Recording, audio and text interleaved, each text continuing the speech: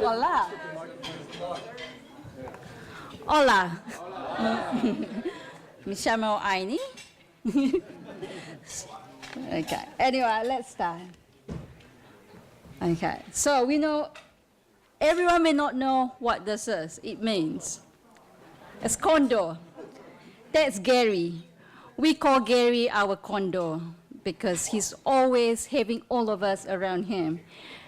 And when condors around us, and when you cannot finish your food, you look at Gary, and Gary will finish it up for you. Right. Now, this is the team that we have. You guys met all the team members here. There's Gary, who's not here. He apologized. Steve from New Plymouth. Peggy. Jenny is not here. Jenny is from Pensacola. That's Jenny over there. She's from Pensacola, Florida. Oh, that's okay. And Grant. Grant is here. Natalie and Roger are sending their apologies because they've got a center parade. And myself. That's Gary's team. And in Miles' team, we have Brian and Paddy. John, who's not here, he just arrived yesterday, and he put in his apologies. Aditi and Karishma, the two young girls. Malcolm, the wise old man, and Pedro. Bravo. Pedro. Okay. So each of us have a, what we call the Habitat House representative. In Gary's team, we have Carlos, and I'll show you the pictures later on. And in Miles' team, they have Gabby. And each house we are building for different people. We are building, the Gary's team, we're building for Andrea and Nestor, and they have 5 children. Now, hang on, go back, yeah, go back. Okay, so where do we work? We work in the province of Buenos Aires, the greater province of Buenos Aires, in the city of La Matanza, in the district of Gonzales Carton. The neighborhood is called Los Cebos. Now, if you look at the map, La Matanza is 45 minutes outside the main city of Buenos Aires, okay? Now, what do we do? Yeah, that's Buenos Aires. That's the main city center where they celebrated their election day, and there would be a picture here. Show where our hotel is. Yeah. That hotel. Point to the hotel. It's on. It's there. The middle, No. Up there. Yeah, that's our hotel. Okay. Party Central. So next. How do you go? It takes How do you go next page? across that street. All right. So on the election day, look who's there. We were celebrating with the rest of the people. We were local. We were the local. And we lost Peggy along the way. Next one. All right, so what did we do? We did a house built one for Miles' team, for Leo and Yamila. Now, they live in a 1-bedroom home, and their house is shared with 5 other family members. Their house has got humidity problems, and they've got 2 young children, Bautista and don't know the other child's name. So they started their house built 2 years ago, and unfortunately they can't carry on because Leo got into an accident and couldn't work. So Andrea and Nestor, which is the other house, led by Gary. Now they have 5 family members, all adult family members with 2 young ones, and they've been there 20 years. The interesting thing is that Nestor works in the construction, and he travels 1.5 hours by bus each way to work, and we are helping him build the house for him. Now, Andres has a sister called Christina and a husband called Diego. You will see a lot of pictures, Diego, later on when I get to the pictures. Now, Christina has just finished their house build, their seed house, and Diego is helping us with the house build.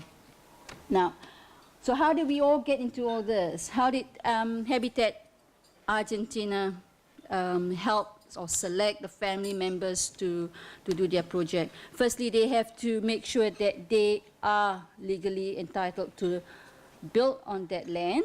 and it can take up to a long time to get their title. They have a job to guarantee them to pay back their loan, and also being able to accept volunteers to help them at the same time with the bill. Now, at the same time too, Habitat Argentina do a lot of community work, and one of the things that they do that we got involved with on Saturday was to help the rest of the community realize that they are in the floodplains area, what they can do to make sure that their housing needs are met. Okay. Now, okay. So this is our team, and this is at Andreas, and this is Rosario, and that's Carlos. Carlos is our house build supervisor or some, okay, and he's a good guy, really good guy. This is the inside of the original Andrea and Nestor's house. Okay, can you pause for a while? So this is Natalie. That's Diego, that's the wife, Christina. They just finished their house build, and you will see it later on. Diego is a very good instructor or teacher, and Peggy, as always helps out there. That's Roger and the cement mix. How's the porridge going? Look, stop there. That's the scaffolding. Now, what happened is that the plank doesn't work, that doesn't support very well, and so they just punch a hole in between the brick, stuck it in. There you go. That's how it works. That's the one Gary refused to get on. Yes, this is the one that Gary didn't want to get on. Yeah, because it started to bend. That's myself and Grant. We are we make good cement mix, and we Grant. We did, okay? Yeah.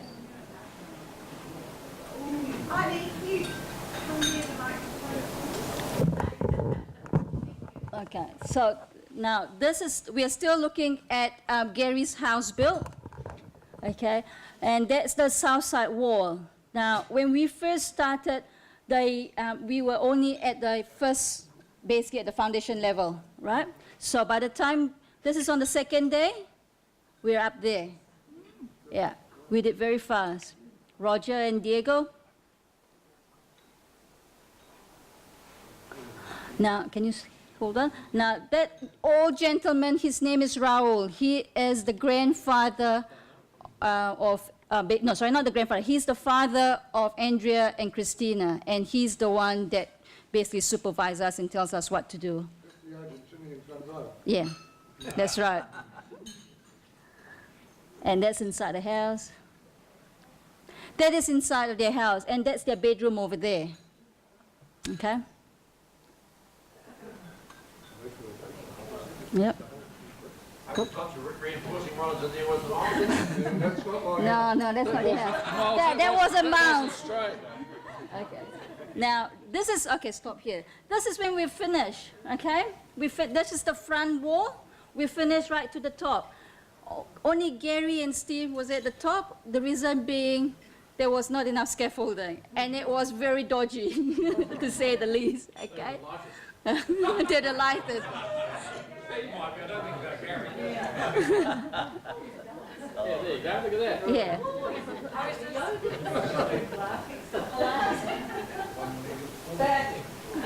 We were a lot more serious on our side. No. Yep, keep going. Yep. Grant contemplating. Yep, keep going. Yeah, keep going. Yeah.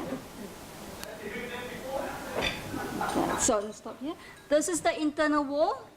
This is when, okay, this is the start of the internal wall that Jenny and Peggy were going to start. I think they started it on Wednesday. Yeah. Okay, now stop there. This is, okay, what happened with their house is they have what they call a seed house. So they built the front bit, and then the half of the side here is for future development if they want to add some more rooms. So that's why they have a foundation laid up, but nothing happens down there.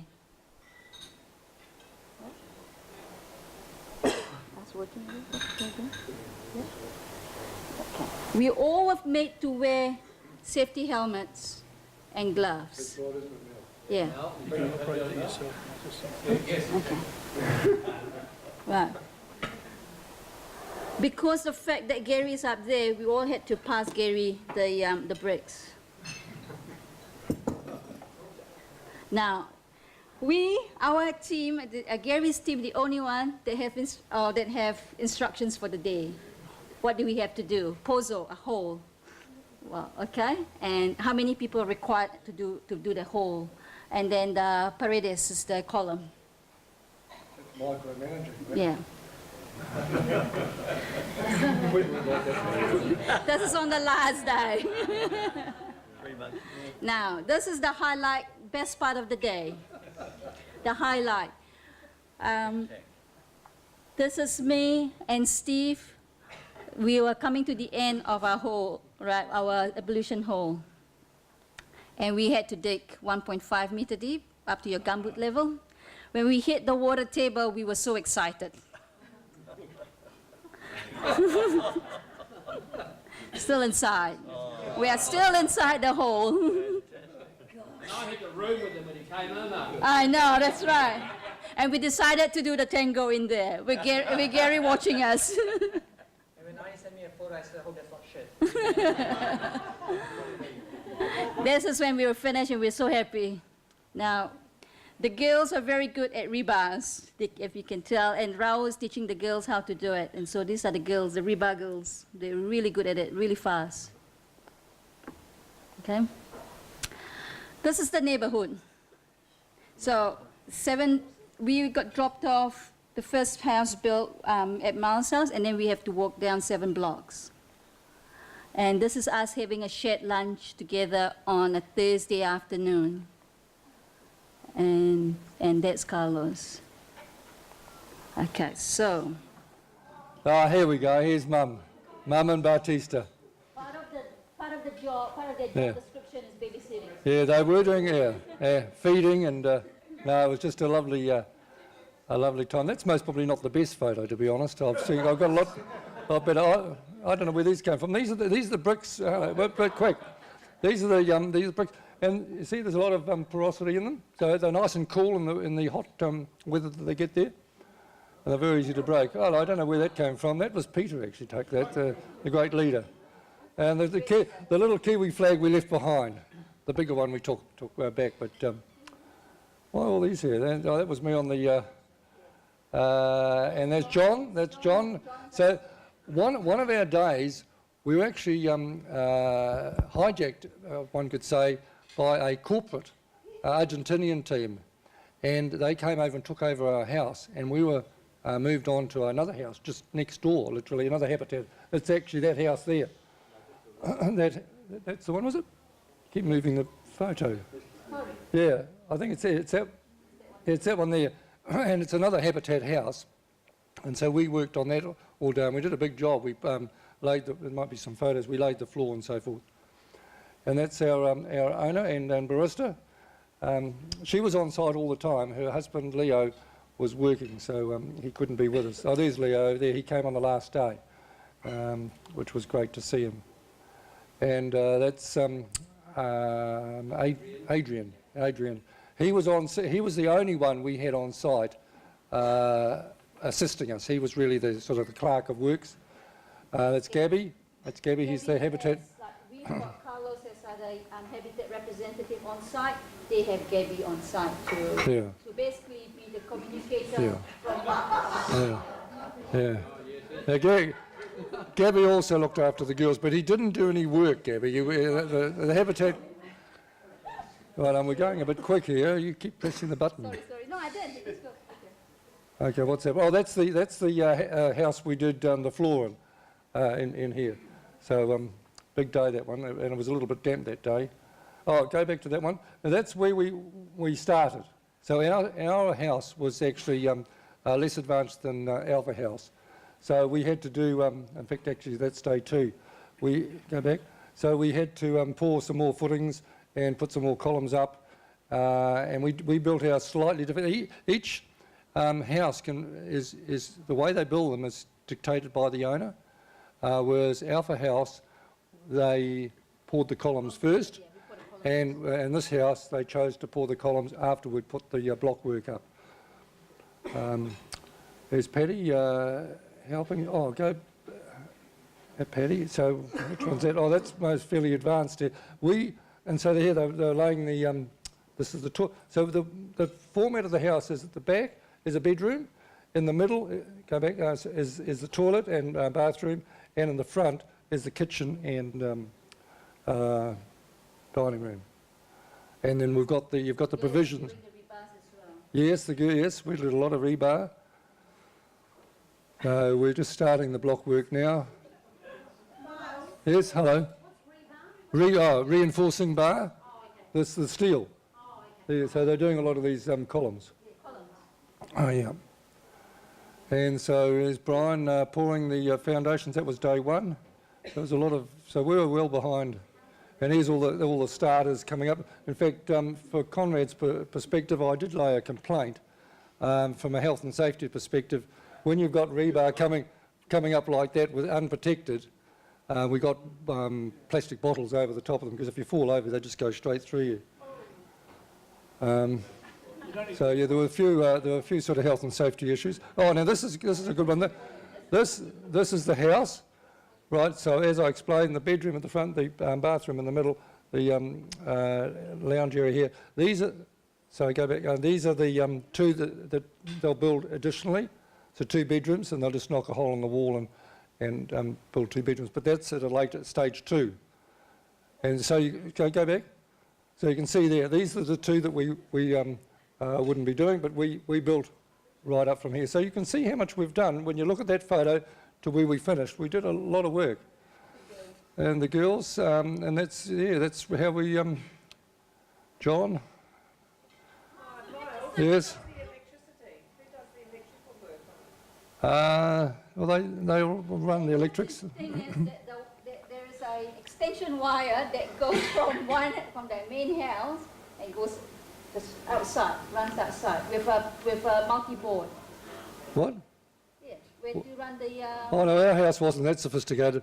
Our power were two wires like that, 2 bare wires, and they plugged them into the power point, and that ran the concrete mixer. Yeah, we run the concrete mixer. Well, we stopped that on day one. We said go and get a plug. So they got a plug, and Mel supervised it, didn't you, Mel, in putting it on.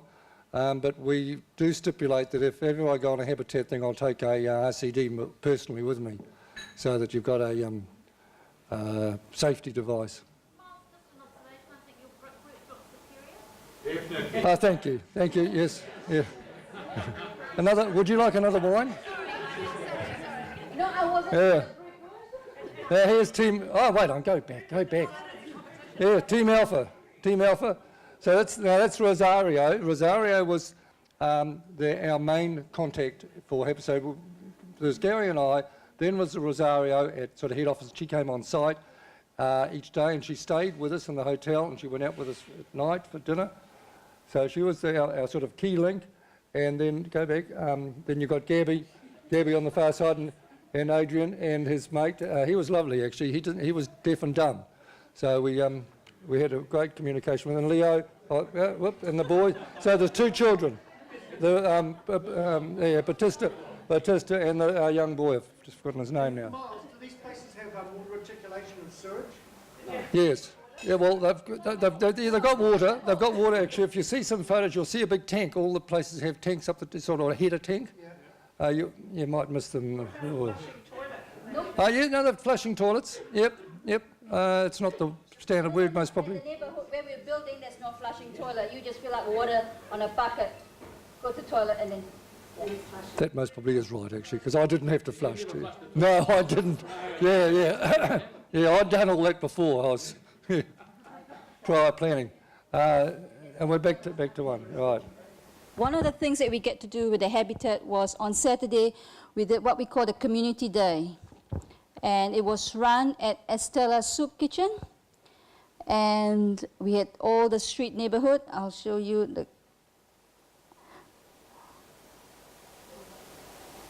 Okay, so what we did was, this is the neighborhood, part of the neighborhood. And Yes, this is what we did. We were going around, walking around, attracting attention, or basically getting all the kids to come out. And they all turned up at the Estella Soup Kitchen and to have a day like this. And that was very, very rewarding. We ran basically to give awareness to what the Habitat does, not just building houses, but other community work that they do. And there's this particular girl that caught everyone's attention. Yeah. So she worked on that project or that work for the whole afternoon, a whole morning. And basically she wanted to, we told her, she wanted to have a school and what she wanted to put on it. You know? Yeah, and it was really touching. She did all by herself. This is a map of the neighborhood that we were in. As you can see, that's where the river runs through it. And all the houses down there flood every three times in a year, isn't it? Yeah, every 3 times in a year. Water goes up to about 1.3 meter high. Yeah. So what we're trying to do is basically to make it aware with the rest of the community that, you know, what they need to do to secure their houses, to make sure they don't flood. This is on a Saturday after the build. We had an asado, which is a barbecue, and this was at the site of Team Mounds. Yeah. Okay. People moved into these houses or No. In terms of Bravo House, the interesting statistic is they said when we left it'll be 9 months we'll be invited back for the housewarming ceremony. So it's going to take a wee while, because while we really gave it a boost, as you could see, we just came from ground level to up here.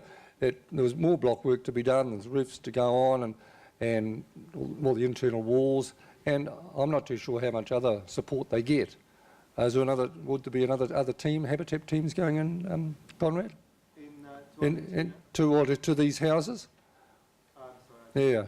So they had a corporate team, for example, go in, and we can only just go on what they've told us. 9 months it's going to take to get it so it's they can move in. But there are some photos coming up showing what a house can look like. Exactly the same house, same shape. And when I saw that, I was just blown away. It really gave me some encouragement to think that we're doing something that's really going to be quite a nice environment for them. Whereas when you're building it, you think, oh, this is all looks small and everything. But when you see here we go. Here's the finished product. That's the kitchen. Yeah. And look at the sarking on the ceiling. Wooden sarking, tile floors, and that's plastered on and painted, obviously. And that's really flash. There's the bathroom. So it's just from the mud and bricks that we were putting up. And I don't know if you did the bedroom, did you? The bedroom was equally as nice. Yeah. So they can really do them up really flash. And that was next door to your house, wasn't it? Christina and Diego's house. Yeah. So normally what happened is they're on the Tarsil Road, they get dropped off and we walk, on 2 days that we walk, I think, yeah. And that's where that's the neighborhood that we have to look at. Okay. Yeah. Because what was really nice, and I think Patty for that, she brought them up some lovely tea towels, two New Zealand tea towels, one with a Pukeko and one with a Pahutakawa, and each was given to I put some rebar on the top so they were wall hanging, and I took up a little $3 kiwi with power, and we just sewed that on and we all signed it. And and that was really nice. It's just something, if you do travel, you think, oh, what shall I take? And tea towels are really good, particularly if they're significant for them. And they were well received. So after the week's build, we went on a tour. So this is just some of the pictures that we did. Now, on that table down there, there's mate, if anybody wants to try. Okay, that's Argentinian. Yeah. Did you bring that back? Yeah? Did you Yeah. bring it back? Yeah. This is the Perito Moreno Glacier. Okay. Yeah. You're very handsome. I know, I wonder who they are.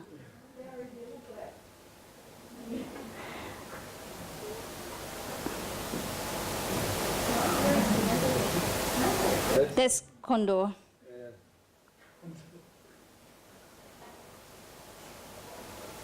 Now this is Indian breed, and we walked the Tierra del Fuego National Park for 4 hours, and this breed is like, kind of like a fruit or a berry. It's got a fungus. Thank you. It's got no flavor, no nothing, no nourishment. Yeah, yeah. So we ate it, and it was really nice. I brought some back in my bag if you want. You want? And that's part of the trek that we did. This is on Sunday. We went on a 4-wheel drive, and we ended up in a secluded place, Lake Fagnano, and we had a barbecue in there. It was 4-wheel drive extreme, I'd have to say. Peter thought this was just a piece of cake until we got into the heart of it, didn't we? Pulling logs out. And But then I was sitting in the back, Mark. you weren't in the most comfortable seat, I'd have to say. Ushuaia, end of the world. Yeah, that's That's the road where the hotel that we stayed in. Yep, it's 54. 54. Yeah. You walk out, the temperature in Ushuaia is 5 degrees to 10 degrees all year. That's their range. And we were there for 3 days, and they said it's windy. The first 2 days there was no wind, or little wind, and the last day you had to sort of hold and then bike just to walk. It was going about, 50 knots. This is the Vietma Glacier.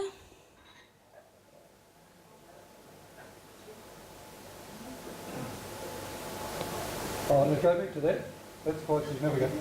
Does anyone know the name of this? This is a trivia question. What's the name of that road? Route what? Yeah, route. No.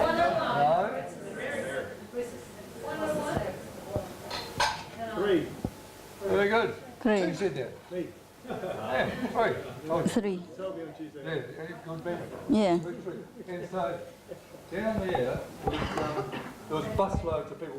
We actually kayaked in rubber canoes to the end of Route 3, and we arrived there, and there was most probably 5 or 6 big busloads of people all coming down. That's where we, yeah. Yeah, having their photos taken. It's quite sort of bizarre. Oh wait, whoops. Which one's it? Triggered it. Well, go Which one? there. Yeah, that's it. That's the end of Route 3. Route 3, yep. Yeah, that's it. That's the end of Route 3. Yeah. 1,000 kilometres to Alaska. Yeah. Oh, there. And Oh, well, that was under health and safety. that's you, miles away. We had a little bit of an issue with the 4-wheel drive, and Peter picked it up quite early on. He was looking at the back and he said, "Oh, the guy's on red all the time," and eventually we ran out of fuel. Fortunately, we were in a flotilla, so it was one other car, and so they were trying to siphon the fuel out, and we're all on the road, which you can't see, but there was a corner there. And I thought, if someone comes flying around there, they're going to bowl us all out. So I went up there and Very useful, wasn't it? yeah, it was. Well, I have a bit of sleep too. Yeah. No one knew. No, what happened here is that Gary decided that he really needed to go to the toilet. Oh. Yeah. And so he said very nicely, "Oh, where can I go?" No, he didn't say that. Sit. He said, that guy over there being me, he said, I think he wants to go to the toilet. And so someone tapped me on the shoulder and said, oh, do you want to go to the toilet? I said, no, why? And then he came back to go, and Gary obviously had the problem. So, yeah, that was caught short. Caught short going to the toilet.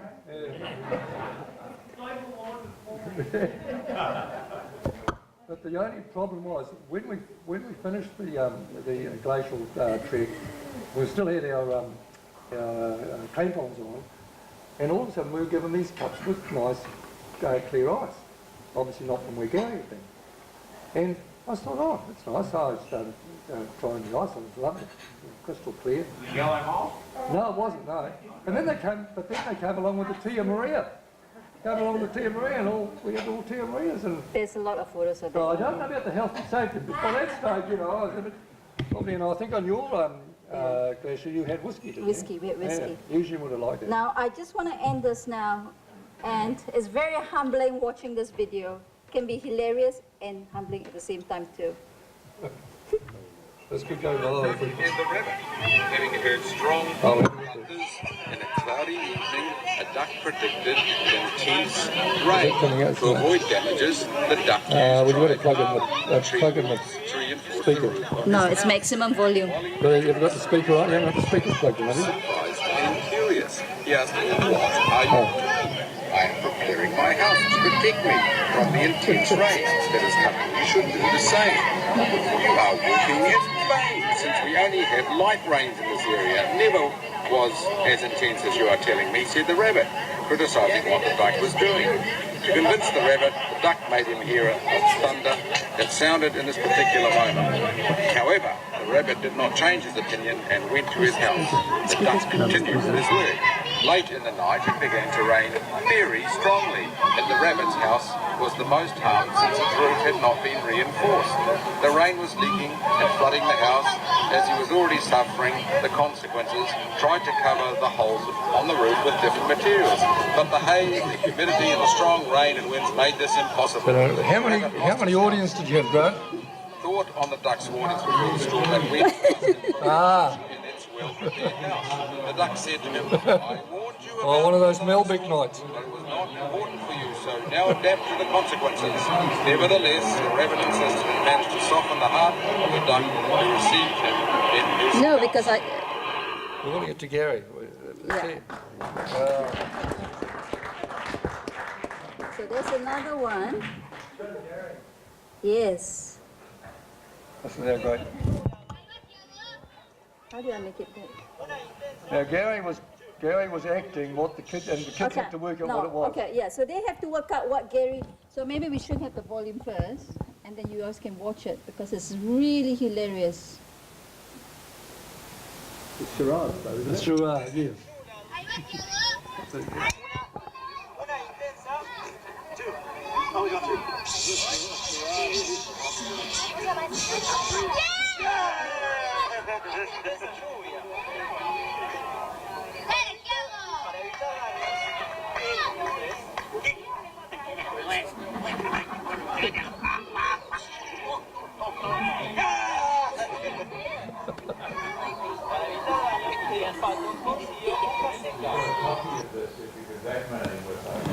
And with that, that's the end. Thank you.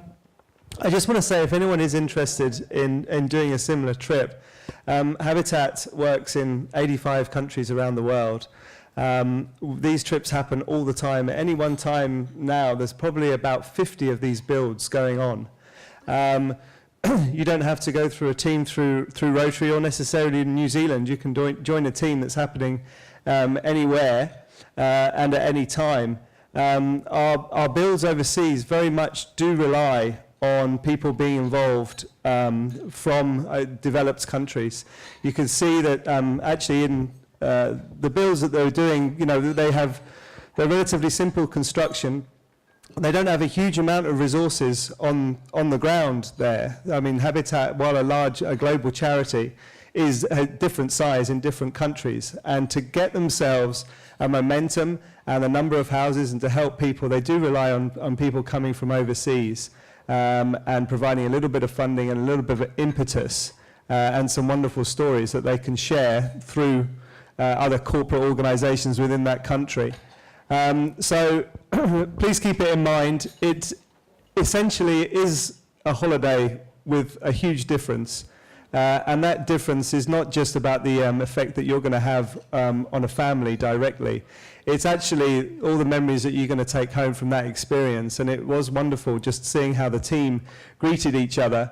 You know, people from the ages of 23 to 75 who have now probably become firm friends, arguably, you know, for the rest of their lives. The actual emotion of working with a family, working with people out of your comfort zone, doing things that you've probably never done before, and then going away and experiencing some of the wonders of these beautiful countries is almost second to none. And I think a lot of people would say who've been on these trips that the value that gets added from doing something worthwhile and going on a seriously more than an adventure travel, it's an experience, it's a feeling of that you're being involved with a family so closely and making a profound difference with your labour. It's something that will stay with you for the rest of your lives. So thank you very much for just giving me the time to give it that plug. She wants to give something to you. And I'd just like to say special thanks to Aini and to Miles for everything that they've done, and of course all the co-workers. I met Conrad a wee while ago. I'm actually from Devonport Rotary, and we built Habitat for Humanity House in the grounds of Takapuna Grammar School, which was highly successful, and then moved down South Auckland, and it may be one of the last heirlooms in Auckland of Habitat for Humanity builds because it's got so expensive. But that's another story. My story is, I mentioned to the club that I was going to Argentina. They said, wow, we love Habitat for Humanity. They had a fundraiser while we were away, and I would like to present to Conrad a cheque for $1,250. Cool. Thank you. I'll just say, I'm going next year, next November, so I'll deliver this before then, but if anyone does want to come with me, you're more than welcome.